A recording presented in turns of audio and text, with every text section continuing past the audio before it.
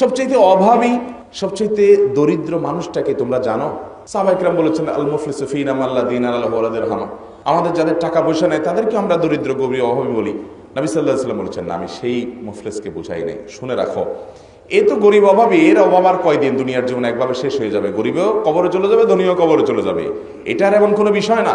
মনে রাখো, আসল মুফলিস এবং অভাবী, হত দরিদ্র আর ভিখারি হবে ওই লোকগুলো যারা দুনিয়াতে অনেক নামাজ কালাম করছে, অনেক রোজা রাখছে, অনেক হজ করছে, অনেক উমরা করছে, অনেক দান সাদাকা করছে, অনেক তিলাওয়াত করছে, অনেক ওয়াজ শুনছে, অনেক খুতবা শুনছে, অনেক মাহফিল করছে, অনেক মাদ্রাসা করছে, সব করছে, আমলের পাহাড় নিয়ে আল্লাহর কাছে হাজির হয়েছে। মুছে তেল দিতে দিতে গেছে যে আমার জান্নাত আর ঠেকায় কি, এত ভালো কাজ করে আসছে।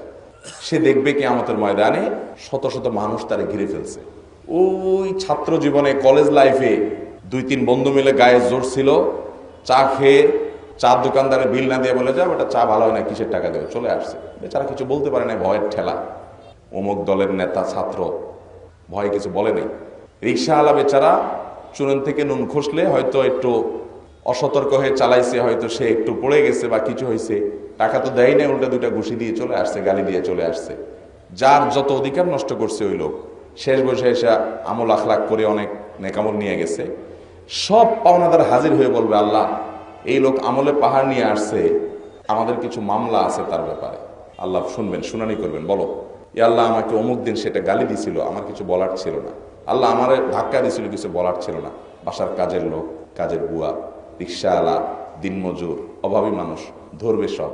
হাজী সাহেব তো বিরাট বড় আমলের পাহাড় নিয়ে আসছে, মুছে তেল দিতে দিতে হাজী সাহেব জান্নাতে যাবে। তখন আল্লাহ তাআলা ওই পাওনাদারের পাওনা পরিশোধ করার জন্য বলবেন, পরিশোধ করো। এখানে তার টাকা পয়সা নেই, তাহলে কি দিয়ে পরিশোধ করবা? তোমার যে সব কামাই করছো, রাত জেগে নামাজ পড়ছো, তেলাওয়াত পড়ছো, এটা সব থেকে তারা কিছু দাও, দিয়ে আল্লাহ মুক্ত করবেন। একজন করে পাওনাদারের মামলা নিষ্পত্তি করবেন। নিষ্পত্তি করতে করতে দেখা যাবে পাওনাদার এখনো শেষ হয় নাই, বেচারার আমল শেষ। এত মানুষের হক নষ্ট করেছে, কিন্তু পাওনাদার এখনো আছে। তাহলে কি হবে? আমল তো শেষ হয়ে গেছে। এবার আল্লাহ বলবেন, ঠিক আছে, ওদের পাপের বোঝা তোমার উপরে দেওয়া হোক বিনিময়। যেহেতু হক নষ্ট করছো, তার প্রায়শ্চিত্ত হিসাবে তাদের ওই পরিমাণ পাপের বোঝা দাও। দিতে দিতে দিতে দিতে পাওনাদার যতক্ষণ শেষ হবে ততক্ষণে তার আমল তো সব শেষ হয়ে গেছে, উল্টা পাপের বোঝা পাহাড়ের মতো তার মাথার উপরে। এরপর এই পাপের কারণে তাকে জাহান্নামে চলে যেতে হবে।